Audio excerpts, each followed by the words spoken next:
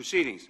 We will now hear presentations of evidence from counsel to the Judiciary Committee for up to 60 minutes, equally divided. I've not removed my objection yet. Barry Burke will present for the majority, and Stephen Castor will present for the minority. Each of you will have 30 minutes to present. To help you stay within that time, there is a timing light on your table. When the light switches from green to yellow, you have 1 minute to conclude your testimony. When the light turns red, it signals your time has expired. Mr. Burke, you may begin. Mr. Chairman, you do realize I've never withdrawn my Gentlemen objection. will suspend. I've not withdrawn my objection. You've not asked my talk to my objection. I want everybody to have an opening statement. Gentlemen will. I'm objecting to your opening statement comment, nothing else. Mr. Burke is recognized. Steamroll continues. Mr. Burke has the floor. Thank you, Mr. Chairman, Ranking Member Collins, and all the members. Before I had the great honor of being a counsel for this committee, my young son asked me a question. He said, "Dad, does the president have to be a good person?" Like many questions by young children, it had a certain clarity, but it was hard to answer. I said, "Son, it is not a requirement that the president be a good person, but that is the hope. And it is not a requirement that the president be a good person. That is not why we are here today. That is not the issue. But the very document that created the awesome presidency and its powers that we have made clear it is a requirement that the president be a person who does not abuse his power. It is a requirement that the president be a person who does not risk national security of this nation and the integrity of our elections in order to further his own re-election prospects. It is a requirement that the president not be a person who acts as though he is above the law in putting his personal and political interests above the nation's interests. That is the lesson of the Constitution. That is the lesson of the founders. They were concerned that someone would be elected president who would use all the power of that office to serve his own personal interests at the expense of the people who elected him. They decided there needed to be a remedy because they had suffered the abuses of King George, where they had no remedy. The remedy they imposed was that if a president commits a grave offense, a high crime or misdemeanor, this body has the power to impeach that president. They wanted to ensure that a president could not serve his own interests over that of the nation. It flows from the very oath that all members of this body must take to support and defend the Constitution and bear true faith and allegiance to the same. That is why we are here today, and it is an unfortunate occasion that these proceedings are necessary. But the president's actions have left no choice. The founders were very clear in spelling out what they saw to be the greatest abuses that would raise the most concerns for our nation. They spelled them out as warning signals that if a president violated or committed one of these, that would be a reason to potentially impeach that president. They were abuse of power, betrayal of the national interest, corruption of elections. And what is so extraordinary is the conduct we're going to be talking about today of President Trump didn't violate one of these, but all three.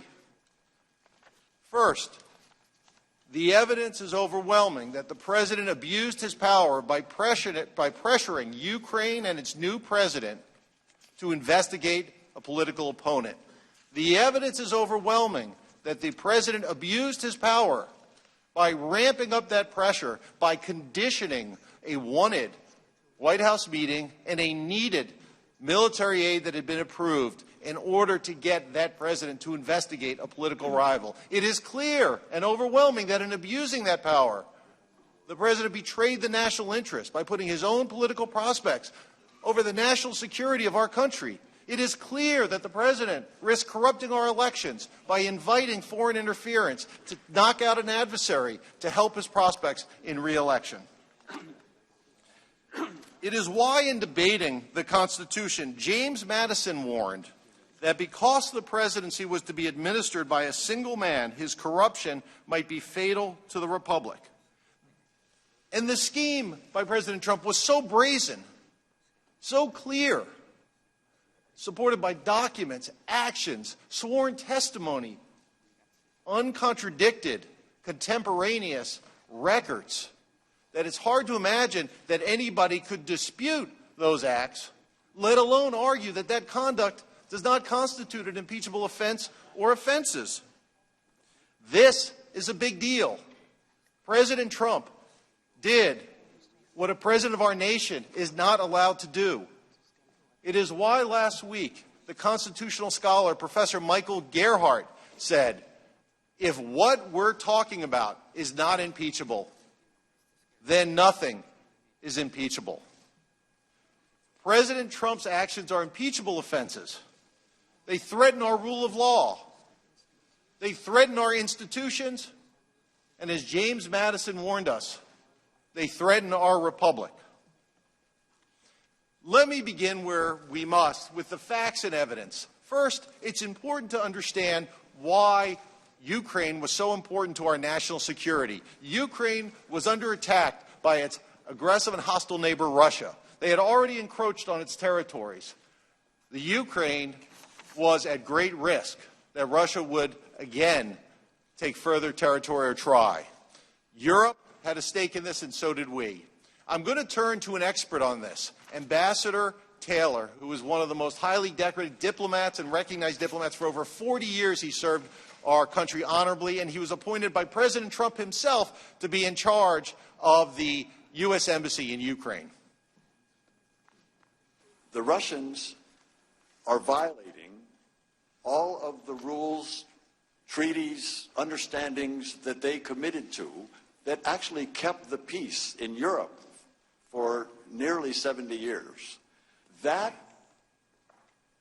rule of law, that order that kept the peace in Europe and allowed for prosperity as well as peace in Europe was violated by the Russians. It affects the world that we live in, that our children will grow up in, and our grandchildren. This affects the kind of world that we want to see abroad. That is Ambassador Taylor explaining why Ukraine was so important and explaining why the president's actions so significantly risked hurting our national security, our national defense policy, and our national interest. Now, you've already heard there is significant proof that President Trump himself told the new president of Ukraine, President Zelensky, that he wanted him to investigate a political rival, former Vice President Joe Biden. And you'll hear a lot about that today. But that proof is only the tip of the iceberg. There are so many more events and meetings and contemporaneous text messages, emails, other documents that show this happened and happened exactly as it is alleged. And it is clear that in this scheme to pressure Ukraine to investigate a political rival, the person at the center of that scheme was President Donald Trump. The facts cannot be disputed. President Trump used the powers of government for a domestic political errand, to put his political interests above that of the nation. I'm going to turn to another expert. I'm going to turn to Dr. Fiona Hill, the National Security Council Senior Director in the Trump administration, and she's going to explain what happened. But it struck me yesterday when you put up on the screen Ambassador Sondland's emails and who was on these emails, and he said, these are the people who need to know, that he was absolutely right, because he was being involved in a domestic political errand. And we were being involved in national security foreign policy, and those two things had just diverged. And that tells you what the evidence shows. The president put his own domestic political interests over the nation's national security and foreign policy. A president cannot abuse his power to secure an election. He cannot do that at the expense of the American people. That is an impeachable offense. The president has tried to make excuses for his conduct, why it's not wrongful or corrupt or an abuse of power. But the truth holds together. It makes sense. It's consistent with the evidence. When someone is offering an excuse that is not true, it is not consistent with the evidence, it does not make sense, It cannot be squared with what the facts show. And you will see these excuses do not make sense. The facts are clear that President Trump put his own political and personal interests over the nation's interest. I'd like to go through what you are going to see about the president's scheme, and you're going to hear about today from the facts that we have. First, you're going to hear that President Trump's personal lawyer, Rudy Giuliani, pushed Ukraine to open an investigation of his political rival. Mr. Giuliani, prior to the July 25th call, he made public statements that Ukraine should investigate the former Vice President Joe Biden. He tweeted about it, putting pressure on the new president. He went to Ukraine and later went again with the assist and direction of U.S. officials who were told to aid the president's personal lawyer on the president's behalf. You'll hear that President Trump told his aides that he was relying on for Ukraine that he wanted them to, quote, talk to Rudy. What you're going to hear is that his close advisors had just gotten back on May 23rd from the inauguration of the new president, President Zelensky. They told President Trump, we were impressed. He was elected on an anti-corruption platform, a reform platform. You should schedule a White House meeting. It's very important. This is very good for the United States. And the president's response was, talk to Rudy, who had been out there claiming what the Ukrainian president had to do was investigate his political rival. You'll hear that President Trump's advisors told President Zelensky that President Trump would not schedule the wanted White House meeting unless he announced a Ukrainian investigation of former Vice President Biden. There are documents, there's sworn testimony. This happened, and there is no question from the evidence that the president did this. And President Zelensky desperately needed a White House meeting, both to show Russia that the U.S. was still supporting Ukraine and for his own credibility as a new president.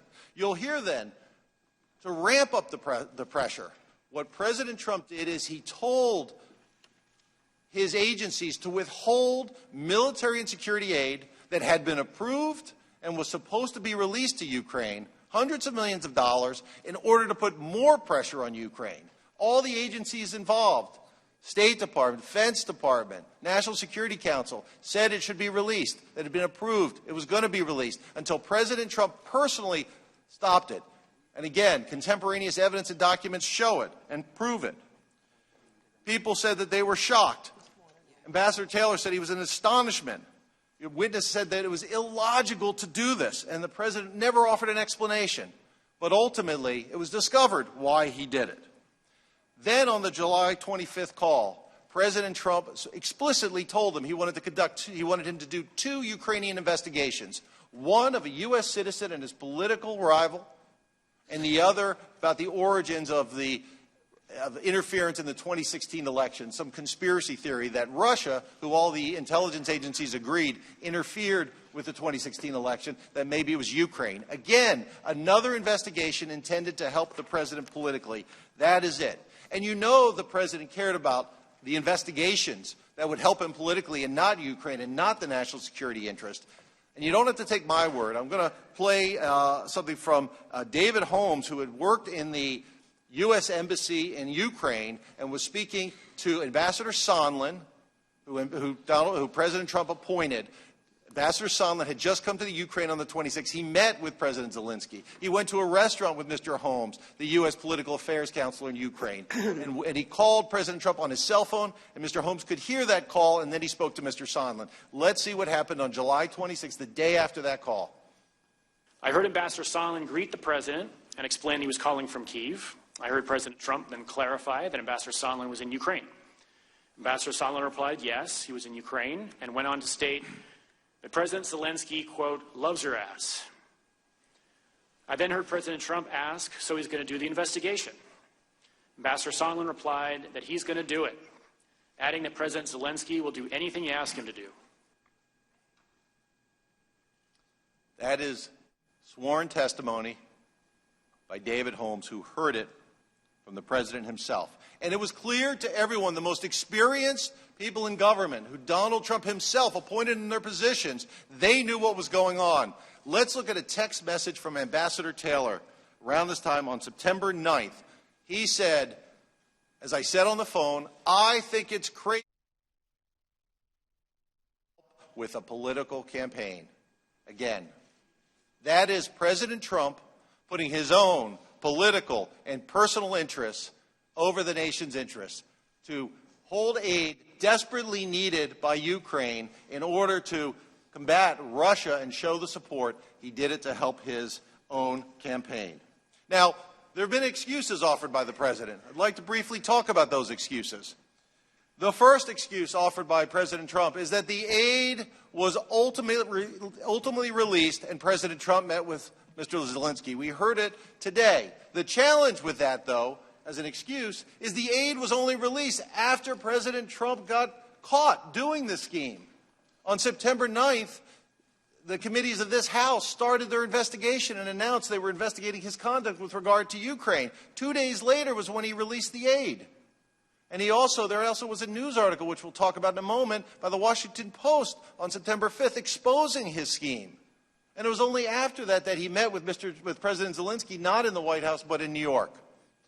Another excuse offered. The president was motivated by general corruption concerns. And again, the evidence shows that is not true, that that's what caused him to withhold the aid. President Zelensky, in fact, was elected on an anti-corruption platform. He was a reform candidate. His own people told him again and again, President Zelensky is a hope. He's doing it the right way. They urged him to be supportive. On his call with President Zelensky on July 25th, President Trump ignored the talking points that were prepared to talk about corruption. He only wanted to talk about two things, the two investigations that helped him politically. Every intelligence agency unanimously supported releasing the aid to Ukraine. That was appropriate. They did a study, a corruption study. They said, release it. The White House never provided an explanation. The aid had already been approved, and it was not for any corruption issues that President Trump withheld it. The next is Ukraine was not pressured. And the argument about that is, well, today they haven't said they were pressured. Well, Ukraine was pressured then and still is pressured. They are desperately in need of the United States support as they battle the threat of Russia. So, of course, they have to be careful what they said. But contemporaneous documents, emails, texts from the Ukrainian officials themselves show the pressure they felt, showed they knew what the President Trump was doing, showed what they had to do. This is one from Bill Taylor to, again, Ambassador Gordon Sondland and Ambassador Kurt Volker. Gordon, one thing Kurt and I talked about yesterday was Sasha Danilek, a senior aide of President Zelensky's, point that President Zelensky is sensitive about Ukraine being taken seriously, not merely an instrument in Washington's domestic re-election politics. They not only felt the pressure, they got the message. They were not going to get a White House meeting. They were ultimately not going to get military aid unless they furthered President Trump's re-election efforts. That is a corrupt abuse of power. Another argument that's made is that Trump never said quid pro quo. And what you're going to hear is on a call with Ambassador Sondland after a Washington Post article came out on September 5th, which we will look at. After that, there was a Washington Post article that came out that, again, exposed the Ukrainian scheme. Days after that, President Trump was on a phone call with Ambassador Sondland and without prompting said there was no quid pro quo because he got caught. So he's offering his defense. But even Ambassador Sondland in his sworn testimony didn't buy it because ultimately then President Trump not only was not dissuaded, he again described what he wanted. He didn't want Ukraine to actually conduct these investigations. He wanted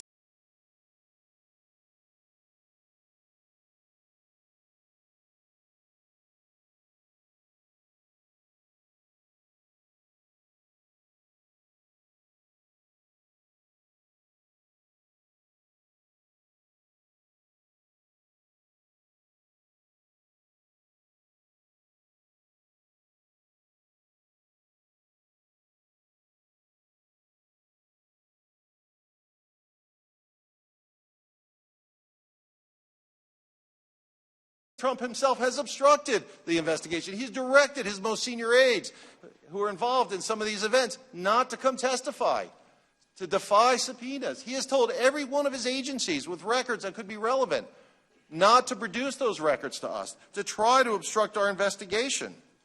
Now,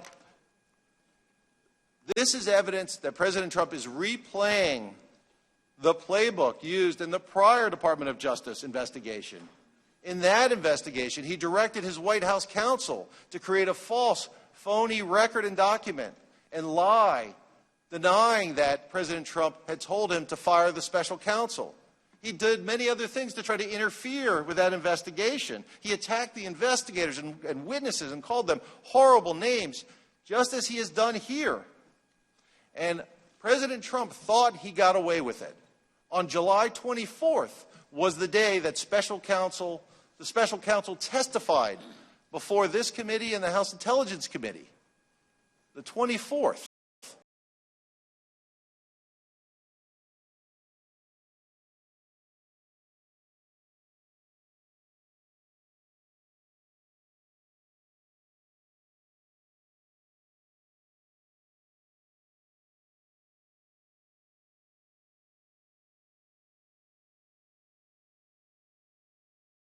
Again use his powers to try to obstruct the investigation and prevent the facts from coming out.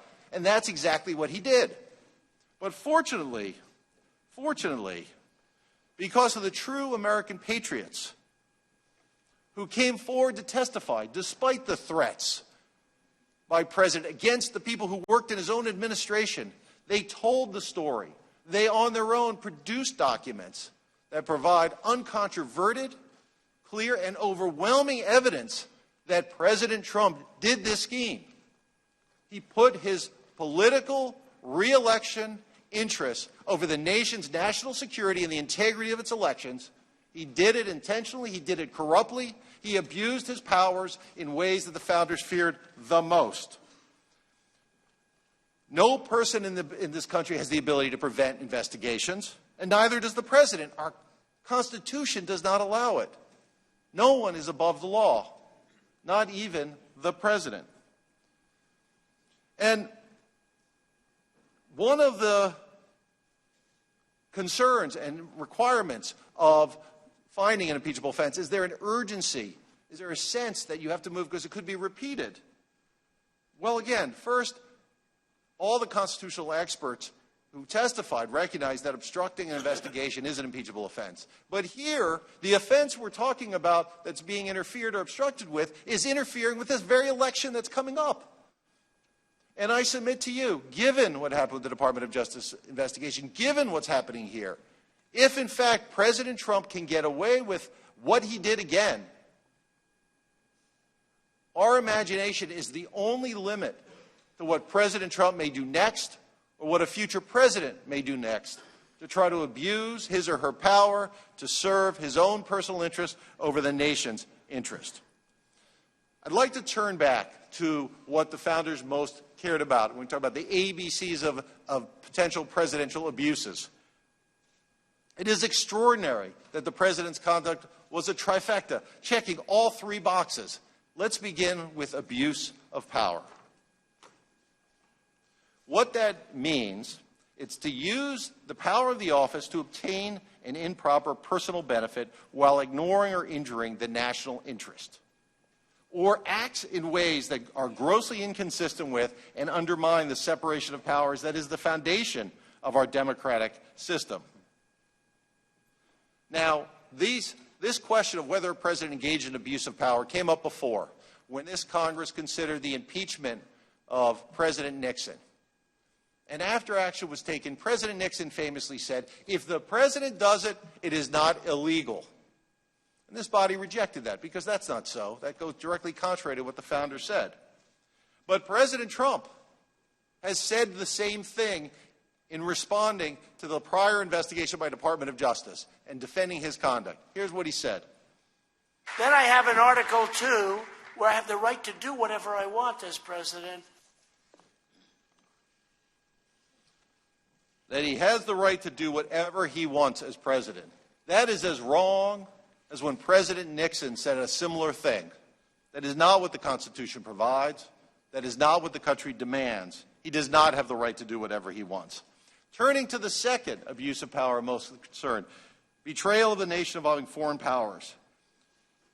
The American people have suffered that foreign influence when President Trump treated military aid that had been approved, taxpayers' dollars, and decided to treat it as his own checkbook to try to further his own re-election chances. That reflects what the founders were concerned about. And finally, corruption of our elections. The framers knew that corrupt leaders, or leaders acting corruptly, concentrate their powers to manipulate elections and undercut adversaries. They talked about it frequently. That is why the framers thought electoral treachery, particularly involving foreign powers, was a critical abuse and that could support and lead to impeachment. Now, the American people learned last election how dangerous foreign intervention in our elections can be. Let me show another clip from candidate Trump on the campaign trail. Russia, if you're listening, I hope you're able to find the 30,000 emails that are missing. I think you will probably be rewarded mightily by our press. And Russia was listening. Within approximately 5 hours of President Trump's invitation to Russia to interfere in our election by trying to hack and obtain the emails of his political opponent. Russia, in fact, tried to do that for the first time. The very officers who were then indicted by the Department of Justice for that conduct, they took candidate Trump's invitation. Now, the American people learned a lesson. President Trump, unfortunately, apparently learned a different lesson. Let's look.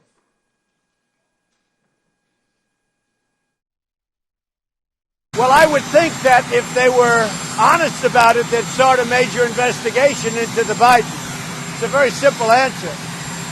They should investigate the Bidens. This was President Trump answering a question about what did he want President Zelensky to do.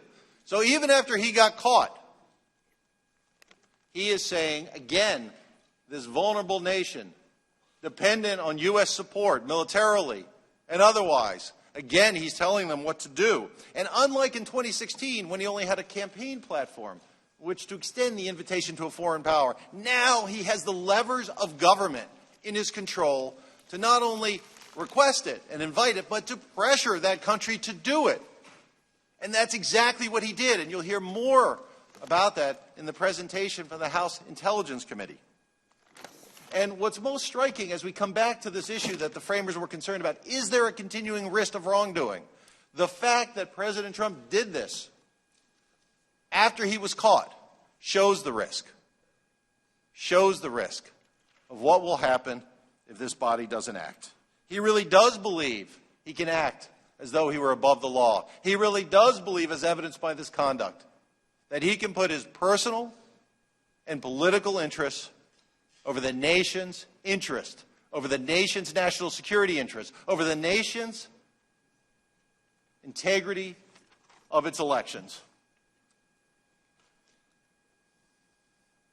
So, of course, we do have an election coming up. That's not a reason to postpone this discussion. That's a reason we must have this discussion, to make sure it is not interfered with, to make sure this president doesn't do it, to make sure future presidents do not do it. It is the hope that in these discussions,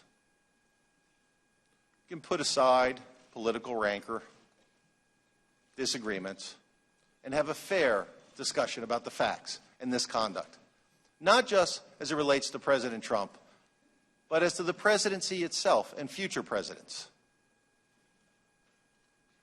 My son, our children, our grandchildren, they will study this moment in history. They will read all of your remarks. They will learn about all of your actions. And that is not a reason to vote for or against impeachment. For that, of course, you must vote your conscience. But that is a reason for us to have a fair debate about what the undisputed facts show, to recognize that it is wrong.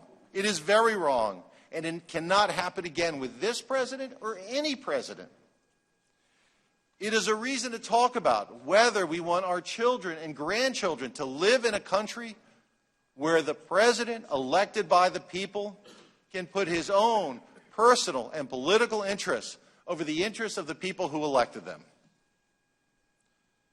It is a reason for these debates to, again, fairly focus on the facts and to make sure the presentations we're going to hear will not distort the record, focus on process points, raise extraneous matters that really are intended to distract rather than focus on what the conduct was at issue here.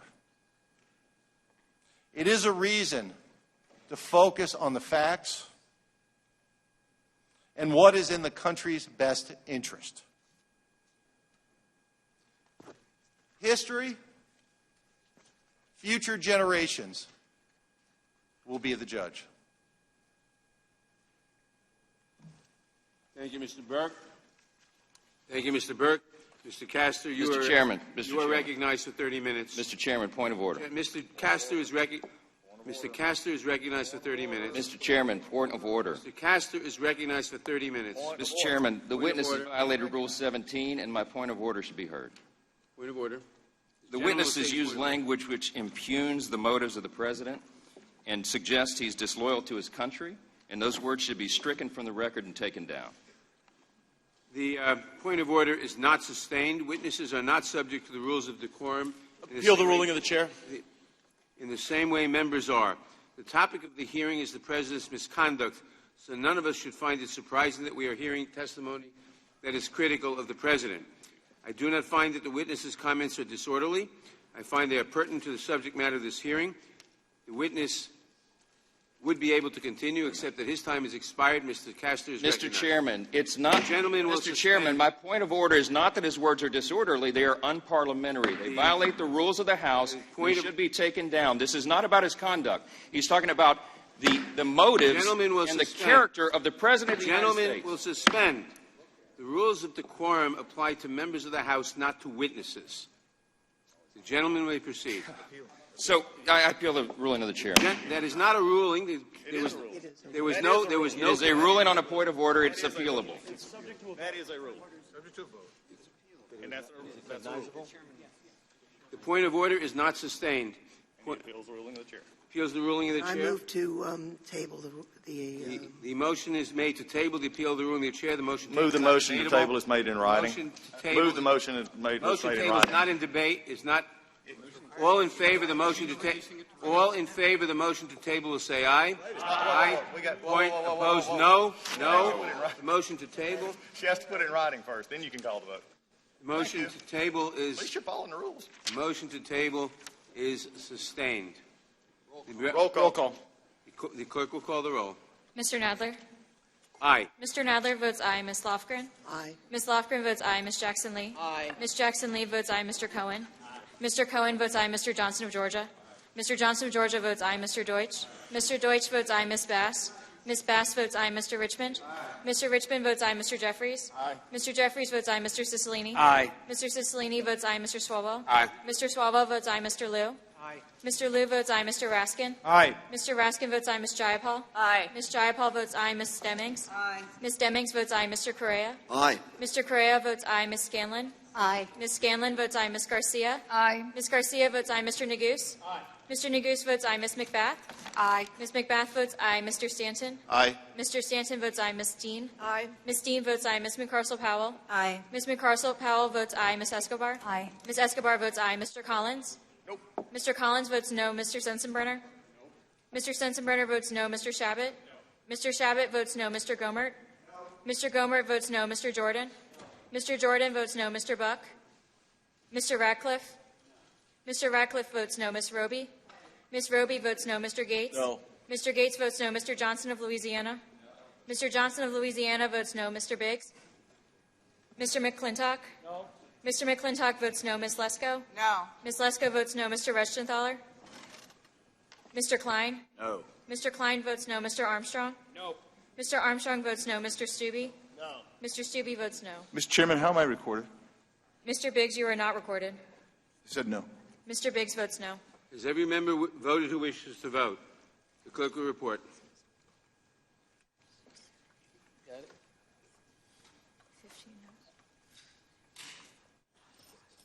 Mr. Chairman, there are 24 ayes and 15 noes.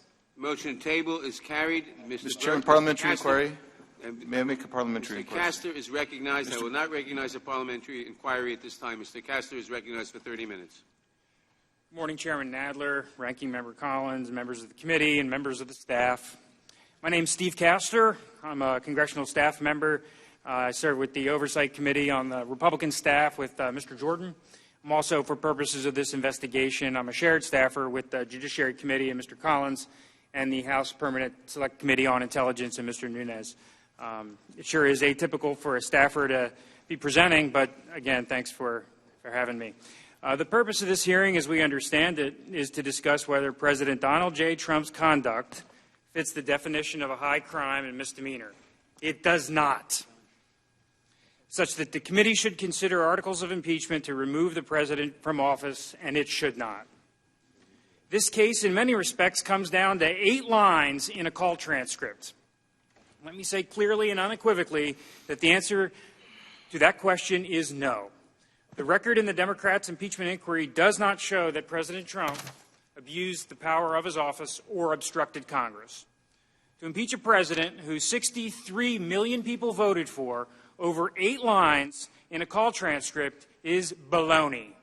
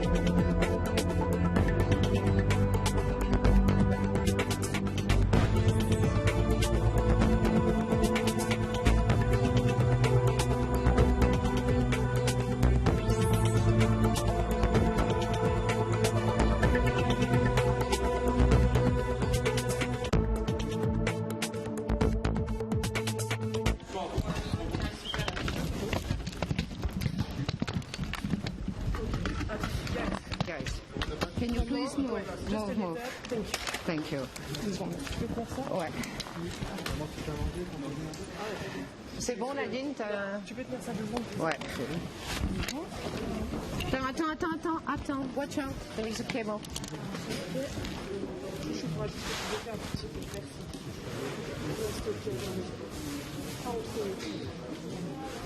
C'est bon pour toi?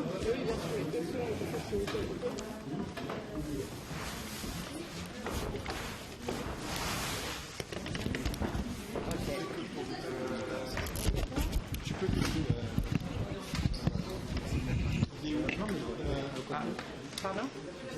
Madame était... Oui.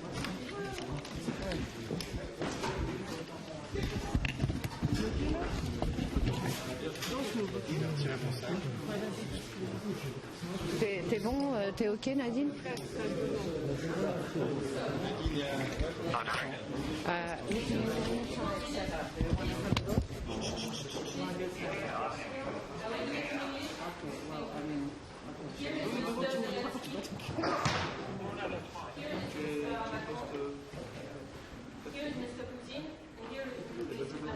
Can we move Mrs. Merkel, we will have her on the back, huh? We will have... This is the setup. This is the meeting. Okay, but you get my point. She will be on the back. On this. Oui, ça a été fait comme ça. Moi, c'est pas moi qui ai fait le setup. Merkel, elle va être là, on va voir tout le dos. Elle va regarder vers nous.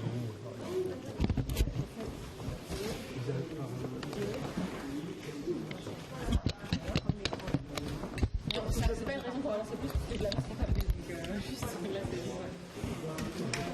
Oui. Je sais pas.